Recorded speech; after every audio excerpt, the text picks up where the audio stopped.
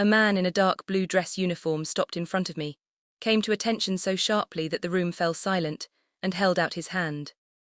"Colonel Daniel Brooks?" he asked. "Yes, sir." The commanding general smiled, ignoring the dozens of decorated officers waiting around him. "I've been looking for you." My Aunt Melissa's laugh disappeared before the sound had even finished leaving her mouth. Only 10 seconds earlier, she had been introducing her son as the most accomplished person our family had ever produced. Now everyone was staring at me instead. The general kept holding my hand while photographers moved closer. "Ladies and gentlemen," he said, "meet the officer who led the evacuation that saved more than 400 civilian lives overseas." Nobody at my family's table spoke. Not my uncles. Not my cousins. Not even my grandmother, who always seemed to have something to say. I looked across the room and saw Melissa standing perfectly still, one hand wrapped around the invitation she'd been showing everyone all morning. Her face wasn't angry, it wasn't embarrassed. It was confused. As though reality had suddenly stopped following the version of the world she had believed in for decades. I wish I could tell you that I enjoyed that moment. The truth is, I mostly felt tired. Because this story does not start here. Welcome back to Revenge Cold Stories. Before we go any further, drop your first name and your city in the comments, subscribe to the channel, and settle in because this is one of those stories where nobody changes overnight. But everyone eventually has to face the truth. My name is Daniel Brooks. I'm 34 years old. For almost 16 years, I served in the United States Army.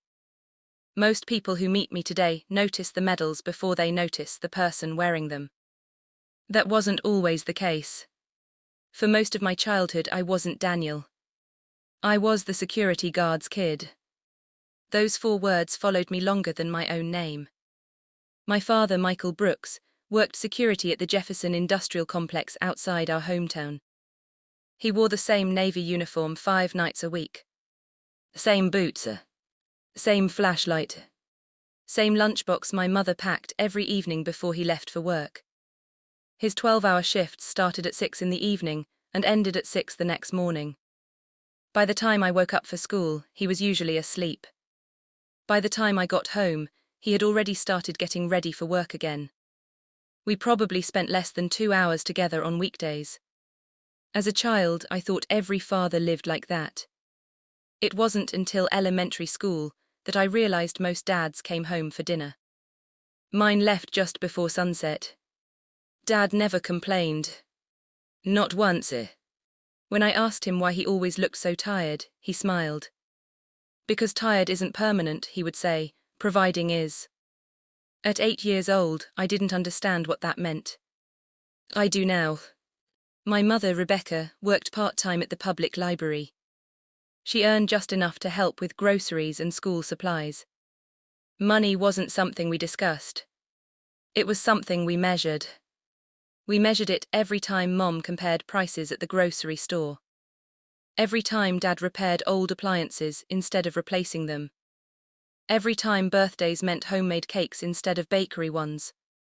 Looking back, none of that made me feel poor. What made me feel small were family reunions. Those happened twice every year. Once in June. Once in December. And according to my Aunt Melissa, reunions weren't really about seeing family. They were about comparing accomplishments. Melissa was my father's older sister by 5 years. She was intelligent, hardworking, exceptionally organized. She had built a successful career in corporate finance. By the time I was 10, she was already a regional vice president managing more than 300 employees. She genuinely believed success could be measured. Income, job title, house size, car brand, vacation photos. To Melissa, those weren't symbols. They were evidence. She wasn't cruel because she enjoyed hurting people. She simply believed the world rewarded winners and ignored everyone else. If someone hadn't made it, then in her mind they simply hadn't worked hard enough. That belief shaped everything she said. including how she spoke to my father. Dad still works nights, she'd ask every reunion. Dad would nod. She'd smile politely. Well, somebody has to do it. She always said it gently. Never loudly. Never with obvious contempt. That almost made it worse. Dad never argued. He'd simply shrug. It's honest work. It is, Melissa would answer. Then she'd change the subject before anyone could notice the damage. As a kid, I noticed anyway. Children always notice more than adults think they do. One summer afternoon when I was 11, I accidentally overheard Melissa talking to another relative in the kitchen. Daniel's a sweet boy, she said. But kids usually become what they grow up around. The other relative asked, "What do you mean?" "I mean expectations matter." She lowered her voice. If nobody around you reaches very high, eventually you stop looking up. I stood outside that doorway holding 2 empty lemonade pitchers. She didn't know I had heard. I walked back outside without saying anything. That sentence stayed with me for years. Not because I believed her. Because I was afraid she might be right. My cousin Ryan was 2 years younger than me. Melissa adored him. To be fair, she had every reason to be proud. Ryan was bright, competitive, excellent at math, captain of his soccer team, student council, honor rolls. He worked hard. People sometimes assume stories like mine require an arrogant golden child. Ryan wasn't that. He was simply raised inside expectations that always pointed upward. He never mocked me. Not once. Sometimes he even apologized for things his mother said. "I don't think she means it," he'd whisper. I know. The problem wasn't Ryan. It was comparison. Adults compared us constantly. Ryan would become a CEO someday. Daniel was such a polite young man. Funny how praise can still sound like lowered expectations. Dad never let bitterness enter our house. Instead, he taught me routines. Wake up early. Finish what you start. Return borrowed tools cleaner than you received them. Shake hands firmly. Keep your word. Never pretend to know something you don't. At 13, those lessons felt ordinary. Years later, I realized they were leadership training disguised as parenting.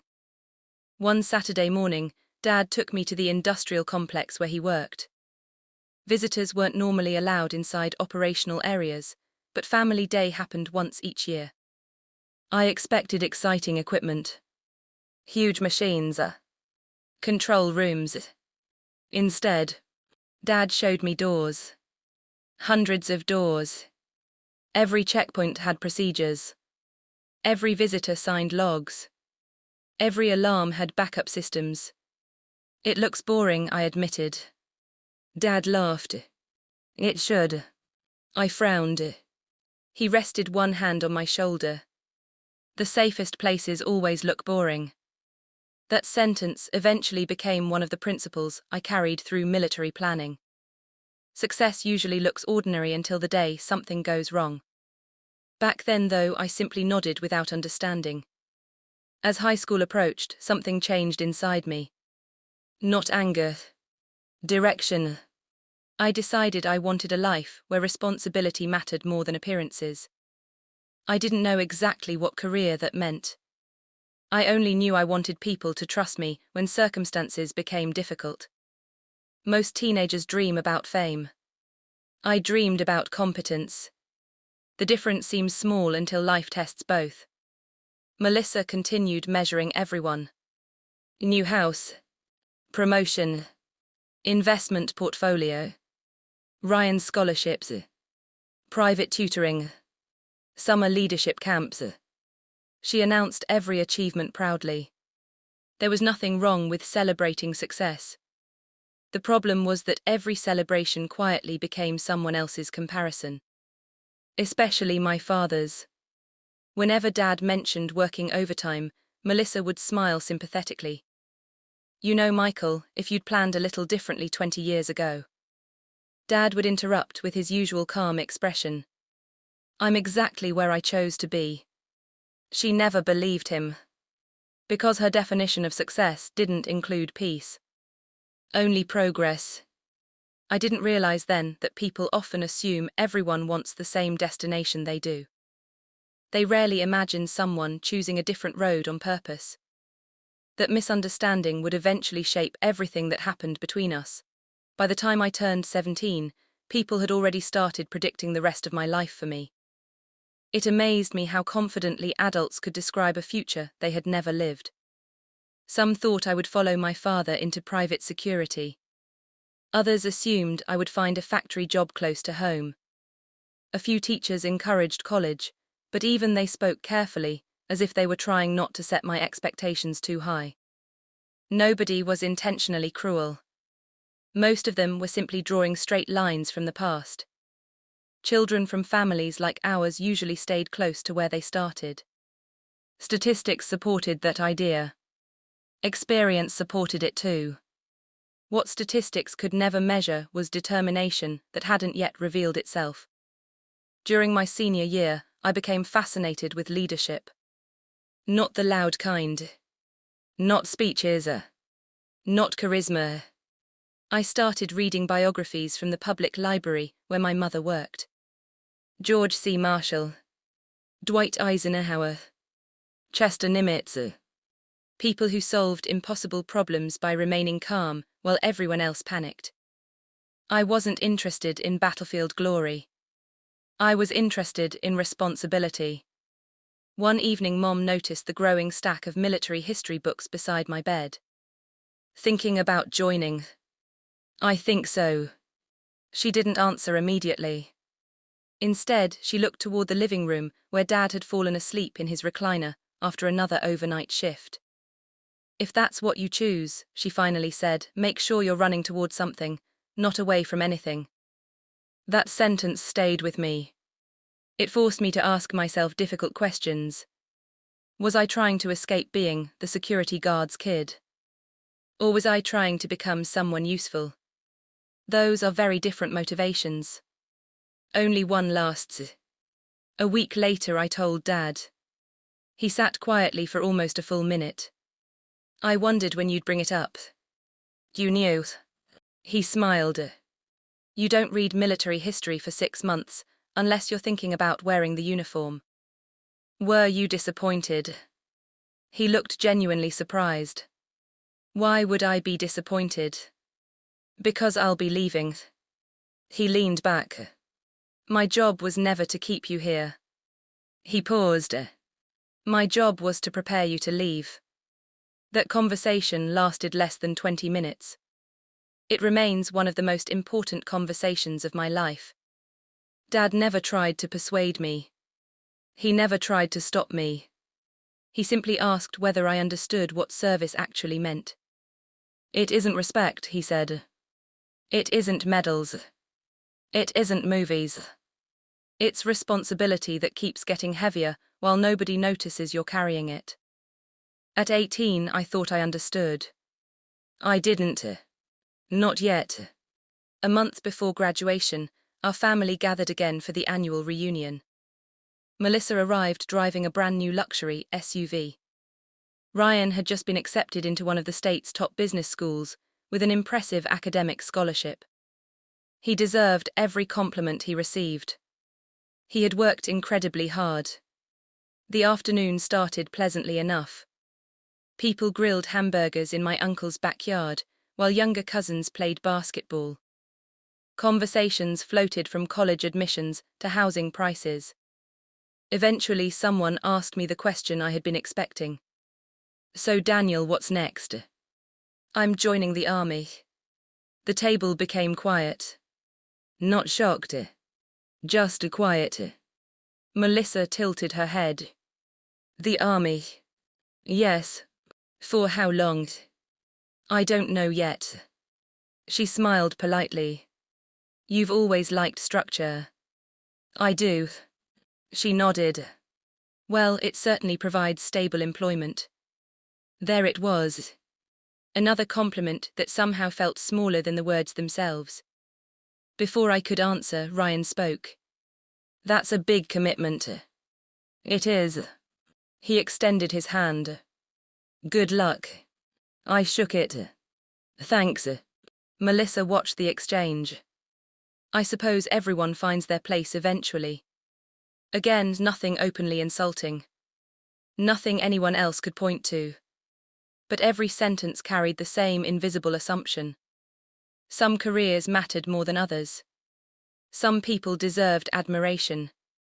Others deserved appreciation. There is a difference. I spent years learning it. Basic training erased almost everything I thought I knew about myself. The first morning began before sunrise. Within 48 hours, nobody cared where I came from. Nobody cared about my family's income. Nobody cared whether my father wore a security uniform or managed a corporation. The only questions that mattered were simple. Could you carry your weight? Would you help the person beside you? Could people depend on you when exhausted? For the first time in my life, comparison disappeared.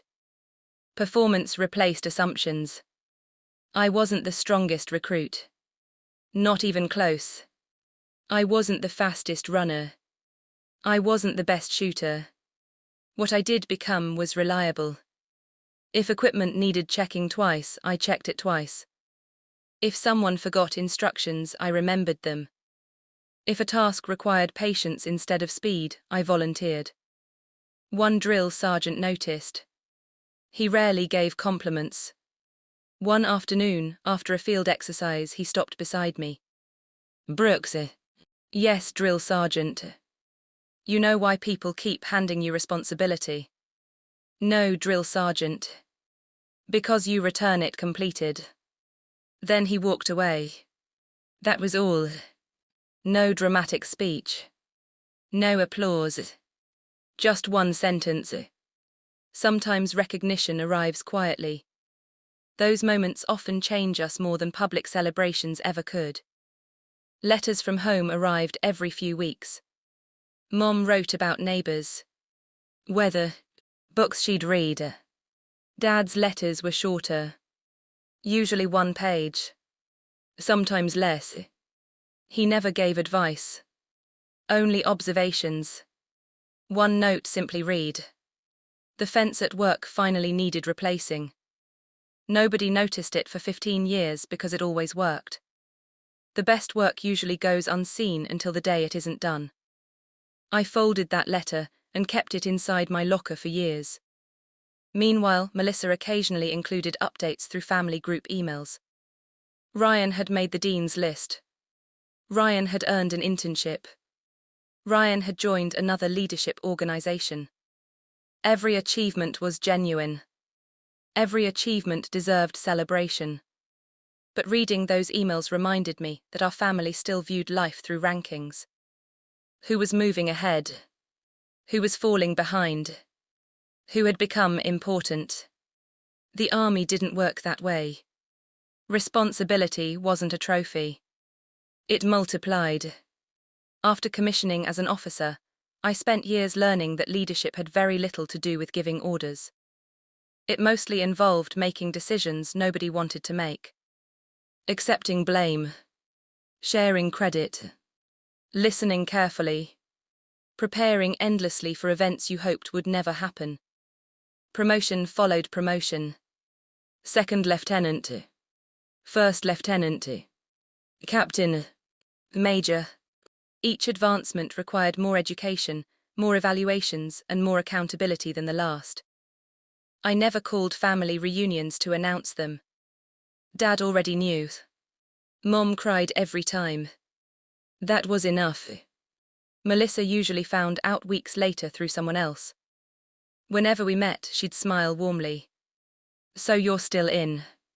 Yes. Well, at least the retirement benefits are excellent.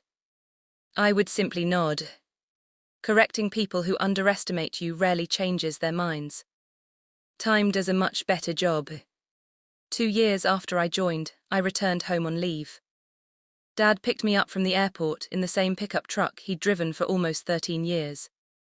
The air conditioner still made that strange clicking sound whenever it started. He apologized for it. I laughed. It's part of the truck now. He smiled. I was wondering if you'd notice. We drove mostly in comfortable silence. Eventually he asked, "How's the army treating you?" "It's demanding. Worth it." I looked out the passenger window at familiar roads I hadn't seen in months. "Yes." He nodded once. "Good." That was Dad. He never needed long conversations to understand me. He simply listened carefully enough that short answers became complete ones. When we pulled into our driveway, I noticed something different. The old wooden porch steps had been rebuilt. Fresh paint covered the railings. A new mailbox stood near the road. Mom finally convinced me to fix a few things, Dad admitted. The improvements weren't expensive, but they made the house feel cared for. Standing there looking at the place where I'd grown up, I realized something important. My parents had never been trying to impress anyone. They had only been trying to build a life that felt steady. For years I'd mistaken steadiness for smallness. Now I understood they weren't the same thing at all, that leave lasted only 18 days. By the time I boarded my flight back to base, I realized something had shifted inside me. Home no longer represented a place where I needed approval. It represented the people whose approval I had already earned years earlier. There is a quiet confidence that comes from knowing exactly whose opinion should matter. I hadn't fully developed it yet, but I could feel it beginning. My next assignment changed everything. I was transferred to a unit whose operational tempo was unlike anything I had experienced before. Training became more demanding. Planning sessions stretched late into the night. Exercises grew larger, involving multiple branches, dozens of vehicles, aircraft coordination, intelligence briefings, and logistics that filled entire conference rooms with maps and timelines. I discovered that real military work looked nothing like the movies. 90% of success happened before anyone left the ground. Every operation began with questions. What could fail? What had we forgotten? Who hadn't been heard? The officers I admired most were never the loudest people in the room. They were the ones asking the uncomfortable questions everyone else hoped someone would ignore. One lieutenant colonel in particular shaped my thinking. His name was James Whittaker. He had served for nearly 28 years. He spoke so softly that meetings often leaned toward him instead of the other way around. During one planning exercise, I proudly presented what I thought was a nearly perfect operational plan. He listened without interrupting. When I finished, he looked around the room. "Good work." I smiled. Then he asked a single question. "What happens if the bridge isn't there?" Silence. I had planned every route assuming the bridge would remain usable. I had backup vehicles, backup communications, backup medical evacuation. But I had only one bridge. He nodded toward the map. Never build a plan around one assumption. That afternoon, we rebuilt the entire operation from scratch. It took another 9 hours. I wasn't frustrated. I was grateful. Because he had exposed a weakness during training instead of allowing reality to expose it later. That lesson stayed with me for the rest of my career. Meanwhile, life back home continued moving at its own pace. Ryan graduated near the top of his class. He accepted a position with a rapidly growing consult. On the 4th morning, I finally allowed myself to believe we might actually accomplish what had seemed impossible just a week earlier. Not because everything was going perfectly. Nothing ever does. But because the people around me had stopped reacting to problems and started anticipating them. There is a moment in every well-led team when experience begins replacing instructions. That moment is almost invisible. You simply realize you are hearing fewer questions and more solutions. A logistics sergeant would already have replacement fuel arranged before anyone asked. Communications specialists rerouted networks before outages affected operations. Medical officers repositioned supplies hours ahead of projected need. No single person made the mission successful. Hundreds of professionals, each performing ordinary tasks extraordinarily well, created the outcome together. That truth mattered deeply to me, because I knew how history often worked. A mission succeeds. One name appears in the newspaper. The other 500 disappear. Reality is never that simple. Late that afternoon, I walked through one of the temporary processing areas. Families sat quietly on folding chairs, holding backpacks that represented nearly everything they still owned. Children slept against their parents' shoulders, despite the constant noise of aircraft engines. Volunteers handed out bottled water and blankets. A little girl, maybe 6 years old, looked up as I passed. She smiled. Not because she knew who I was. She had no idea. To her, I was simply another person wearing the same uniform as everyone else. She waved anyway. I waved back. That tiny exchange stayed with me far longer than any official recognition ever would. It reminded me why details mattered. Why planning mattered. Why sleepless nights mattered. Because somewhere behind every map symbol and every convoy number was a real family hopping to reach tomorrow. That evening, the operations center received updated numbers. 387 civilians had already reached secured transportation. More convoys were on the move. If everything continued according to plan, we would exceed initial projections. Nobody celebrated. Experienced people rarely celebrate before work is finished. Instead, everyone quietly reviewed the next phase. Success has a strange way of demanding more discipline rather than less. Just before midnight, one of our intelligence officers hurried toward my desk carrying a folder. "We've got a complication." I looked up. "What kind?" "Weather system." He spread satellite images across the table.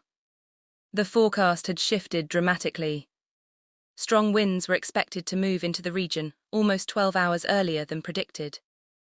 That threatened nearly every remaining air movement. Within minutes, the planning room filled again. Maps returned to the table. Aircraft schedules were rewritten. Fuel calculations changed.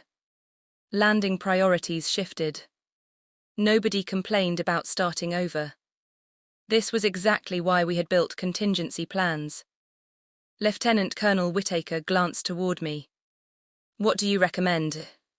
It took me less than 30 seconds. "We compress the remaining schedule." He nodded. "Risk. Higher operational tempo. Alternative.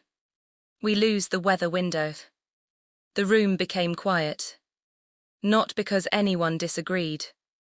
Because everyone understood the consequences.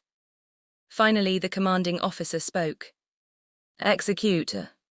Those next 18 hours became a blur of controlled urgency. Messages moved constantly. Aircraft departed in tighter intervals. Ground teams accelerated loading procedures without sacrificing accountability. Every decision required balancing speed against safety. Too slow. People could become trapped. Too fast. Mistakes could cost lives. There is no formula for decisions like that. Only preparation. Training. Trust. Near dawn, one of the final convoy commanders reported a mechanical failure several miles from the designated transfer point. For a brief moment, the room became perfectly still. Every timeline depended on that convoy, arriving before deteriorating, weather closed the remaining air corridor. A younger version of me might have panicked. Instead, I heard my father's voice from years earlier. The safest places always look boring. Preparation. We had planned for equipment failure. We had rehearsed vehicle transfers. Replacement assets were already positioned because someone months earlier had assumed something eventually would go wrong. Within minutes, another convoy intercepted the stranded passengers. The delay lasted 26 minutes. Not ideal. Not catastrophic. Exactly why contingency planning exists. As reports continued arriving, the numbers steadily climbed. 400, 412, 438, 461. Every update represented names rather than statistics. By late afternoon, the final aircraft lifted safely into the air before worsening conditions forced temporary suspension of flights. Only then did anyone in the operations center lean back in their chairs. Not cheering. Just breathing. Someone quietly placed fresh coffee on the conference table. Another officer removed his glasses and rubbed tired eyes. A communications sergeant laughed for the first time in days. The silence felt different now. Lighter. The commanding officer looked around the room. Outstanding work. That was all. No speech. No applause. Professionals understood what those two words meant. The official reports took weeks to complete. Operational reviews lasted even longer. Every decision was examined. Every timeline analyzed.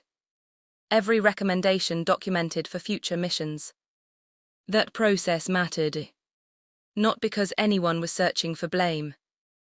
Because successful organizations learn just as aggressively from victories as they do from failures. Several months later, I was back home on leave when my phone rang early one morning. It was Lieutenant Colonel Whittaker. "I hope I didn't wake you." "You didn't, sir. I have some news." I waited. "The operation review has been finalized. And the department has selected several personnel for recognition." I thanked him, assuming he was simply sharing good news about the team. Then he continued, "Your name is at the top of the list." For a moment I didn't respond. "I don't understand." "You coordinated the operational integration across multiple agencies." "It wasn't just me." "I know." His voice remained calm. "The recommendation reflects leadership, not ownership." That distinction mattered. Because ownership would have been inaccurate. Leadership acknowledged the hundreds of people whose work had been connected through our planning process. "When is the ceremony?" 3 months. "I'll be there." After hanging up, I sat quietly on my parents' back porch. Dad stepped outside carrying 2 mugs of coffee. "You look like you're thinking." "I got some news." He handed me a mug. "What kind?" I explained everything. The recommendation. The ceremony. The recognition. He listened without interrupting. When I finished, he smiled the same quiet smile I'd seen my entire life. "I'm proud of you." No excitement. No dramatic embrace. Just complete sincerity. Then he added something I never forgot.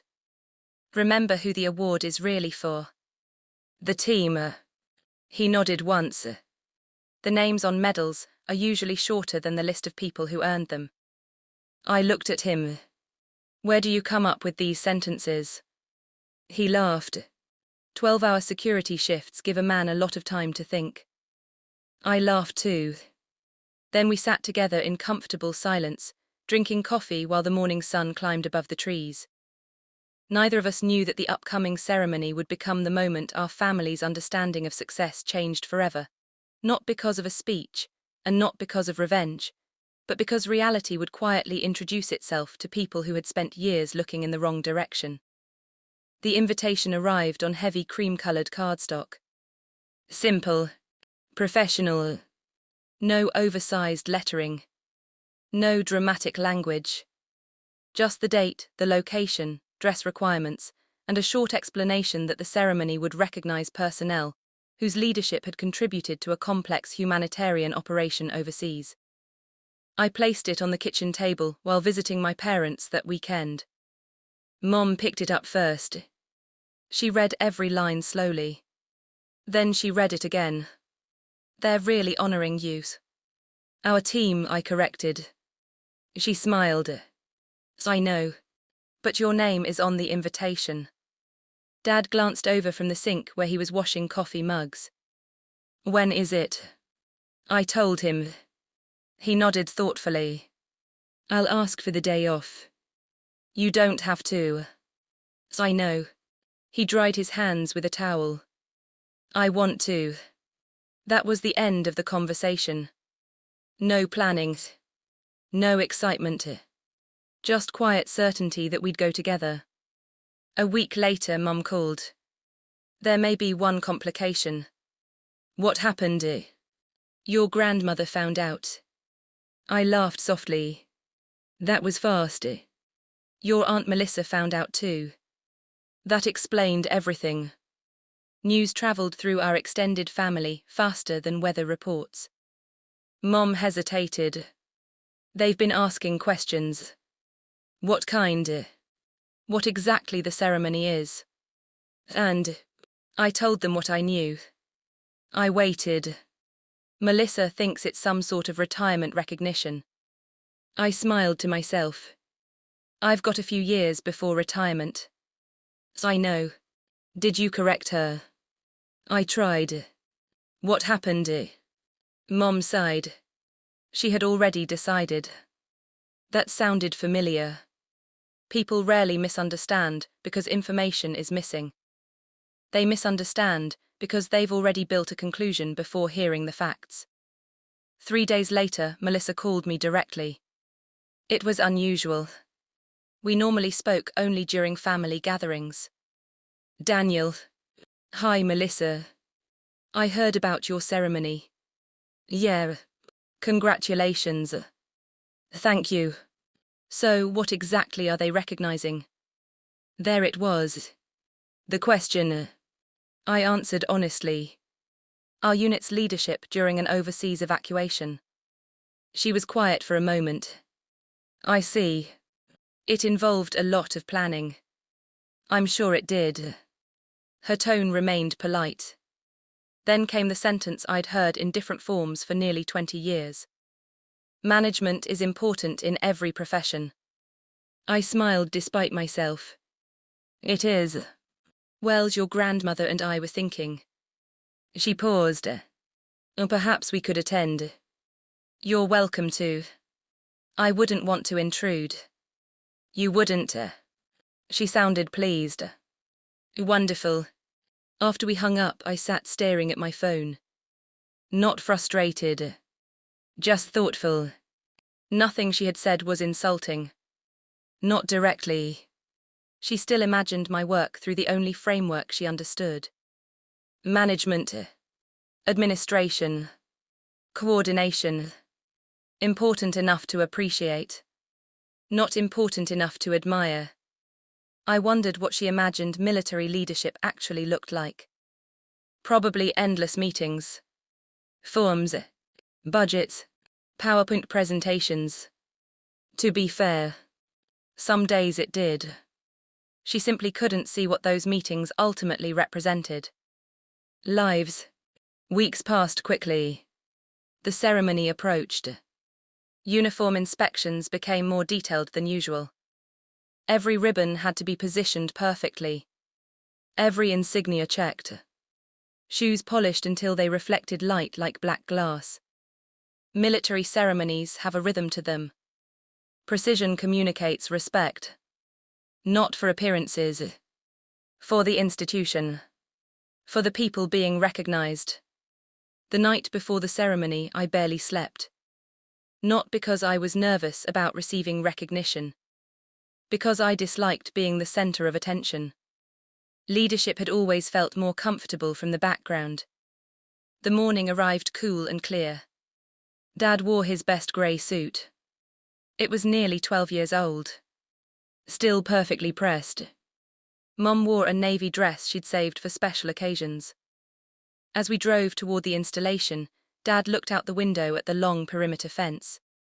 You know, he said quietly, I've spent most of my life guarding places like this. I looked over. And today. He smiled. Today I get to walk through the front gate because my son invited me. Neither of us spoke again for several minutes. Some moments become smaller if you add too many words. The military base was already busy when we arrived.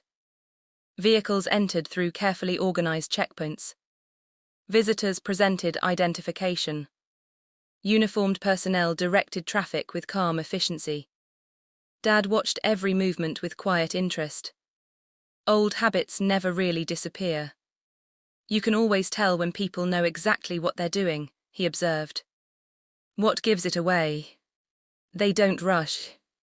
I smiled. That sounded exactly like something he taught me years earlier without realizing it. Inside the auditorium, rows of chairs faced a wide stage decorated with unit colors and national flags. Military families filled the seats. Children whispered excitedly. Parents adjusted cameras. Veterans greeted one another with handshakes that lasted slightly longer than ordinary ones. Near the front, I noticed Melissa. She had arrived earlier than expected. She stood beside Grandma wearing an elegant cream-colored suit. Ryan was there too, now several years into his consulting career. When he saw me, he crossed the room immediately. Congratulations. Thanks. He looked around the auditorium. This is impressive. It usually is. He lowered his voice. My mom thinks you're receiving some sort of organizational award. I smiled. I know. He rubbed the back of his neck awkwardly. I tried explaining. I know. He laughed. She's stubborn. She always has been. Ryan looked at me carefully. You okay? Of course. You don't seem nervous. I've been nervous before. When? Before missions. He nodded slowly. Compared to that, this is easy. Melissa approached a few moments later. Daniel, good morning. You clean up well. I looked down at the dress uniform. It has helped. She smiled politely. There are certainly a lot of officers here. There are. I imagine everyone is receiving something.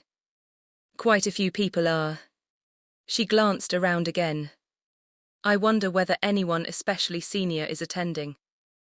Before I could answer, an announcement echoed through the auditorium asking military personnel to prepare for the official procession. I excused myself. I need to report backstage. Of course. As I walked away, I heard Melissa quietly say to Grandma, It's lovely they're recognizing him. Lovely. Not remarkable. Not significant. Just lovely. I wasn't offended. If anything, I felt strangely calm. Because for the first time in my life, I no longer needed her understanding before reality arrived on its own. Backstage, officers lined up according to the ceremony program. Everything moved with practiced precision. Names confirmed. Positions assigned.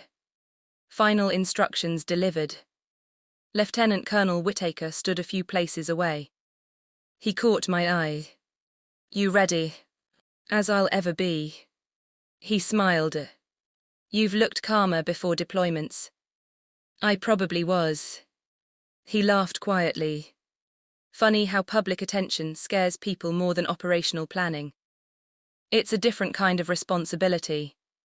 It is. The band began playing. The audience rose. The ceremony officially started. From behind the curtain, I could see only portions of the audience. Enough to recognize familiar faces. Mom sitting perfectly still. Dad with his hands folded calmly in his lap. Ryan watching the stage with quiet curiosity. Melissa scanning the rows of senior officers. Apparently trying to identify the highest-ranking person in attendance. She had no idea that within the next hour, the measuring stick she'd used for decades was about to shift completely. Not because anyone intended to embarrass her, but because truth has a way of introducing itself without asking anyone's permission first. The ceremony followed the same traditions that countless military ceremonies had followed before it. An honor guard presented the colors. The national anthem echoed through the auditorium. Opening remarks recognized not individual heroics, but the collective effort of hundreds of service members, Allied personnel, medical teams, pilots, logistics specialists, intelligence analysts, and civilian partners. Listening from backstage, I felt relieved. That was the story I wanted people to hear. No mission of that scale belongs to one person. The master of ceremonies began introducing groups of recipients. One by one, names were called. Applause rose politely. Certificates were presented. Photographs were taken. Families smiled. Children waved. Everything unfolded with calm precision. Waiting backstage gave me far too much time to think. I found myself remembering another gathering years earlier. I was 12. My father and I had arrived at my grandmother's house, carrying folding chairs, because there weren't enough for everyone. Dad spent nearly 40 minutes helping set everything up before most relatives arrived. When dinner began, he quietly took one of the last remaining seats. Nobody had asked who arranged the tables. Nobody had noticed who carried the heavy boxes. That never bothered him. At least not outwardly. After dinner, Melissa had been describing Ryan's latest academic award. Everyone applauded. Dad applauded the loudest. Driving home later that evening, I had asked him a question. "Doesn't it bother you?" "What?" "Nobody noticed everything you did today." He had smiled at the road ahead. "They noticed." "I don't think they did." "They noticed dinner happened." I frowned. "So, if people can enjoy the evening without thinking about who set it up?" He shrugged. "That usually means the work was done well." At 12 years old, I hadn't appreciated that answer. Standing backstage all those years later, I finally did. The best support often becomes invisible. The ceremony continued. Eventually, the master of ceremonies reached the section recognizing operational leadership. I heard my unit's name announced. Several officers around me straightened their uniforms one final time. A sergeant quietly whispered, "Good luck, sir." I smiled. "Thank you." We walked onto the stage together. Bright lights made it difficult to see individual faces in the audience. Mostly I could distinguish outlines. Rows of uniforms. Families. Cameras. The citation began. It didn't mention me immediately. Instead, it described the mission. The complexity. The international coordination. The successful evacuation of more than 400 civilians under rapidly changing conditions. As the narration continued, I noticed something in the audience. Melissa had stopped looking around. She was actually listening now. The presenter continued. The success of this operation reflected extraordinary teamwork across multiple commands. Effective leadership ensured rapidly changing intelligence, transportation assets, medical resources, and multinational coordination remained synchronized throughout the mission. I appreciated every word. Because it was true. Then my name was announced. Colonel Daniel Brooks. I stepped forward. The applause was warm but respectful. Exactly as expected. I shook hands with the first senior officer presenting the recognition. Another photograph. Another handshake. Then the master of ceremonies paused unexpectedly. There was a brief adjustment near the front of the stage. One of the aides leaned toward the podium. I assumed there had been a minor scheduling change.